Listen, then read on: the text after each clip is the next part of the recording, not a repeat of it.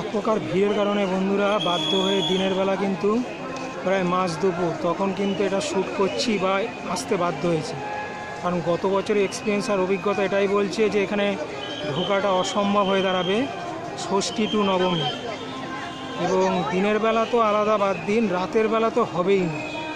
আর সেই কারণেই কিন্তু অলরেডি দিনের বেলা আজকে চতুর্থীর দিন দুপুরেই সোমবার দিন কিন্তু এন্ট্রি নেওয়া। দেখতে থাকুন।